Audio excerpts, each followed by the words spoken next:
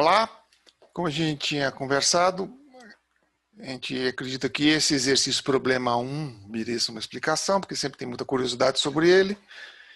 E também acho que era necessário a gente passar por vigas para poder fazer a ligação de um com o outro e poder entender com tranquilidade o exercício. E aprender, né? Então, está aqui o exercício proposto, ok? E chama a atenção esse croquis aqui do Le Corbusier. Nós vamos entrar um pouquinho nisso, mas o que a gente está interessado é só nisso aqui, ó.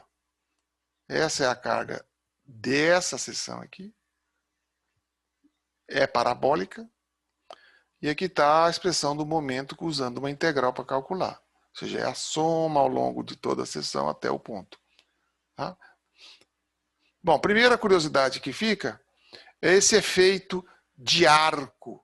Quando eu tenho uma grande muro, e se eu tenho um furo e com uma verga, há uma tendência de parte da carga não ir para a viga.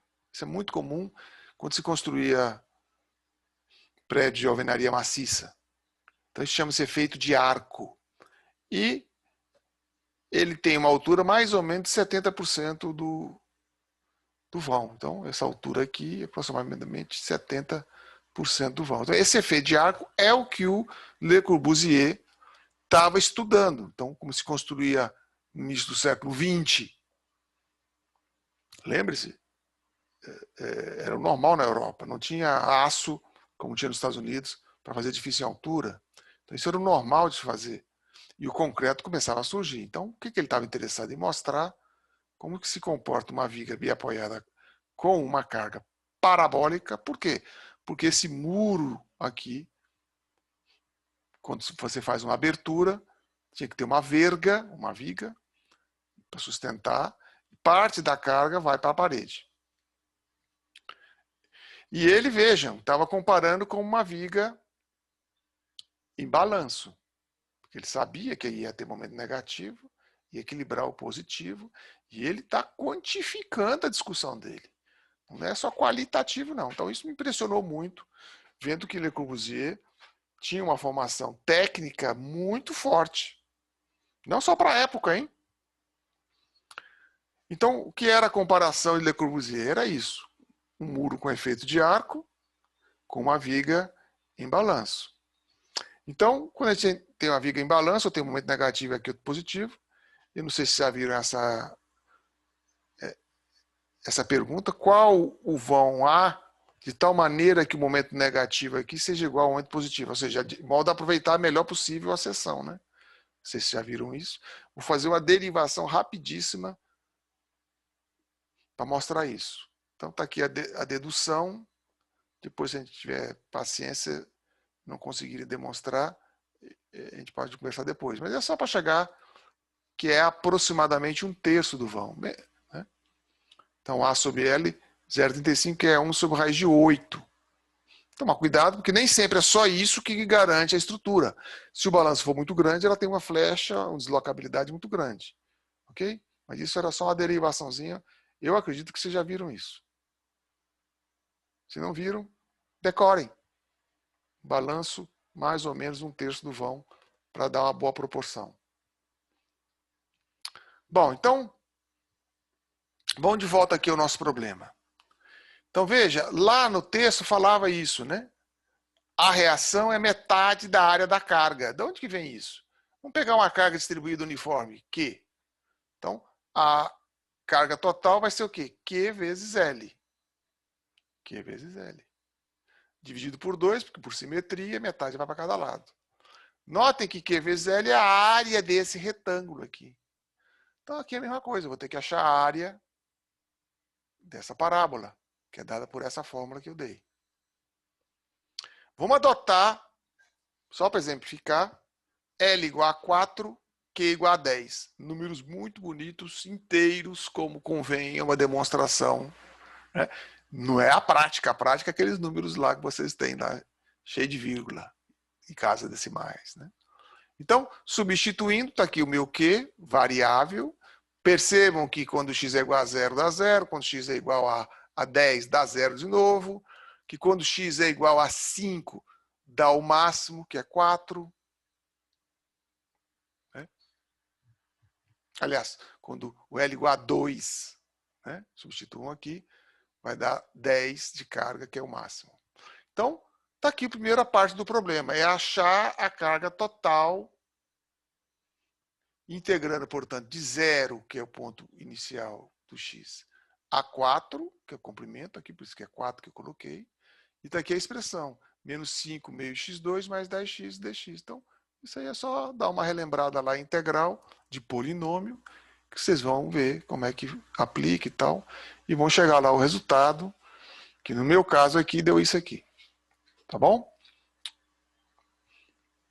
Vamos à segunda parte do problema. Vamos começar com um exemplo mais simples. Então, veja, se eu quero calcular o momento no meio, que é o máximo, porque por simetria a gente até sabe, né? E eu vou pegar uma carga dx aqui, ó, q dx. O valor total dela é q dx, q vezes dx. A carga aqui é q, constante. Então, numa posição x qualquer, eu tenho essa carga.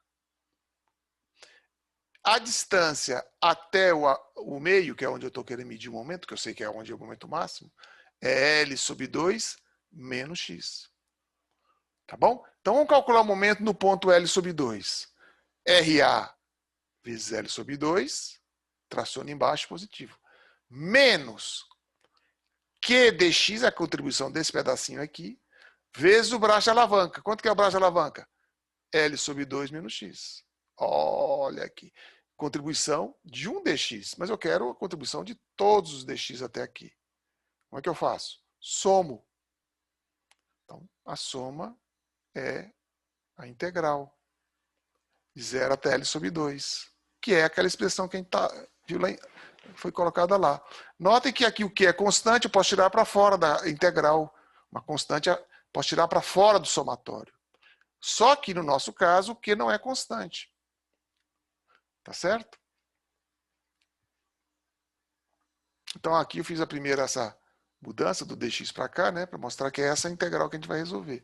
Se o que é constante pode tirar, porque aqui é constante. Mas no nosso caso, o que é variável.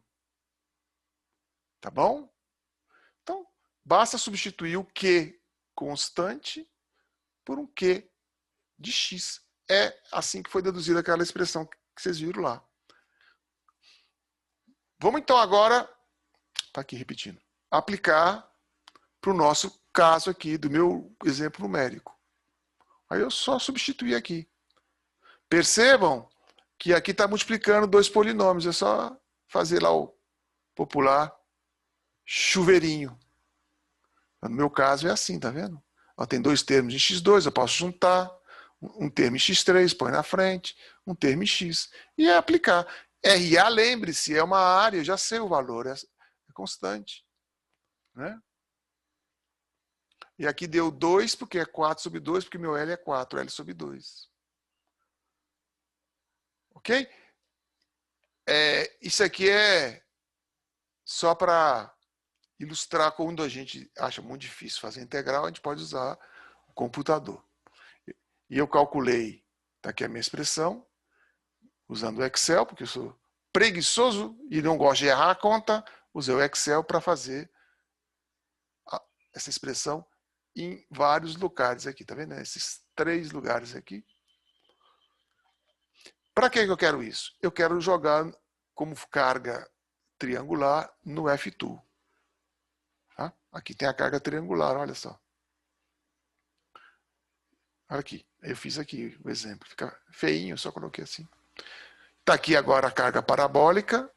Notem que está bem parabólica, né? Embora eu tenha escolhido 8 trechos, tá bom demais. Notem o cortante, que coisa linda. Não é uma reta. A gente pode demonstrar que isso aqui é uma parábola. Lembra quando é